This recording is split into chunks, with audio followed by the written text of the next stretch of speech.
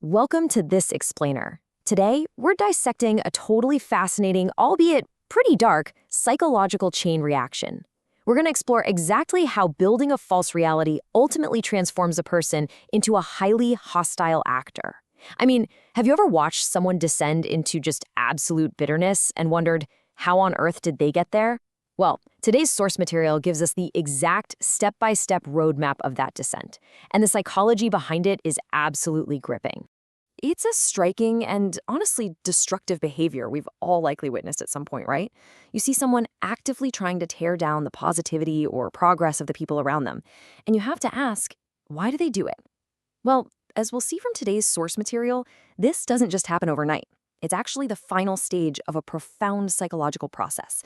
So today we're going to look at the anatomy of exactly how a person arrives at this deeply vengeful point. Let's dive right in by examining Phase 1, the foundation of false reality. The text we're analyzing explains that this whole downward spiral starts right at the core of a person's identity. It kicks off when an individual constructs their very life story, their sense of self, and their overarching perception of the world using misinformation and disinformation. They aren't just mistaken about a few isolated facts here and there. No, they are building their entire cognitive reality, their whole worldview, upon a fictional premise instead of factual reality. Now, what's really interesting here is the profound psychological motivation it reveals. When we see someone acting destructively, we usually just assume it started with pure malice, right? But the text highlights that people create this false reality not out of initial evil, but as a defense mechanism. They build it to protect themselves from facing their own internal pain, specifically shame, guilt, and regret. I mean, facing our own failures is incredibly hard. So rather than looking in the mirror and dealing with that guilt or shame, the individual constructs a totally alternative reality where they just don't have to face those painful emotions. It's a shield that, as you'll see, eventually becomes a weapon. Once that foundation of self-protection is laid, we enter Phase 2, the trap of biased perception. This brilliantly illustrates the mechanics of confirmation bias. Because their foundation is built on mis and disinformation to protect their ego, the text points out that their way of thinking inevitably becomes incredibly biased and partial.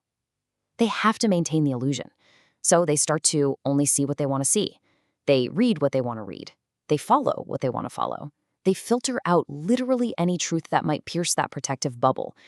And the inevitable result of all this strict filtering, step 4. It becomes highly likely that they will see what is not real and actively believe in what is not real. Their protective fiction has now become their absolute truth. But, you still have to live in the physical world. And that brings us to Phase 3, colliding with the real world. Here is where we see the inherent friction. On one side, we've got the false reality, built entirely on protective illusions. On the other side, the real world. The text makes a really vital observation here. When individuals continue living like this and make real-life decisions based on their false reality, things break down. The real world simply does not reward decisions based on fiction. So when they act on their biases, they are guaranteed to encounter outcomes that breed deep discontentment and deep dissatisfaction in life. The protective shield basically just stops working the second it's forced to interact with objective reality. All this mounting dissatisfaction sparks a profound and, frankly, dark shift as we enter Phase 4, the shift to victimhood. Because their biased decisions keep blowing up in their face in the real world, the individual naturally encounters more troubles in life and significantly more resistance from other people. But remember the foundation. They are operating from a reality specifically designed to protect them from shame and guilt. So there is no way they can see that they are the source of the friction. Instead, it feels to them like everything is working against them. They begin to interpret everyday troubles and just normal pushback as evidence of some grand conspiracy.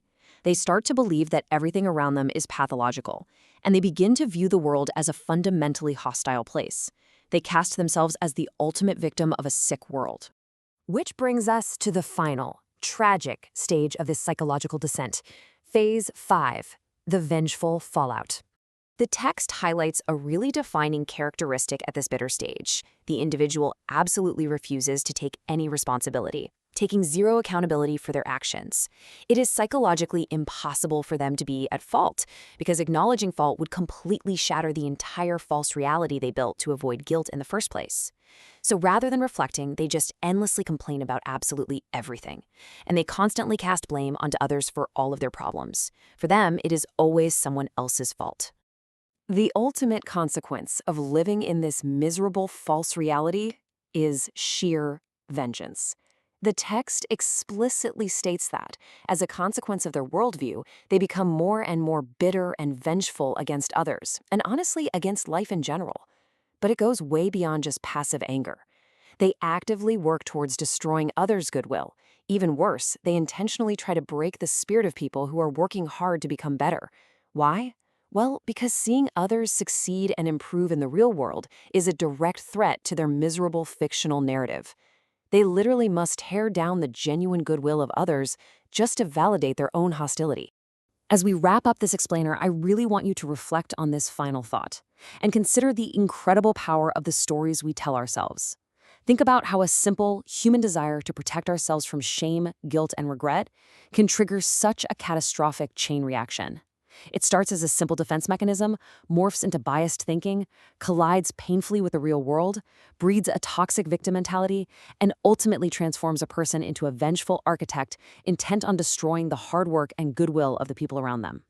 It's a stark reminder that confronting uncomfortable truths is always, always safer than building a comfortable but ultimately destructive false reality. Thank you so much for walking through this psychological roadmap with me. Catch you next time.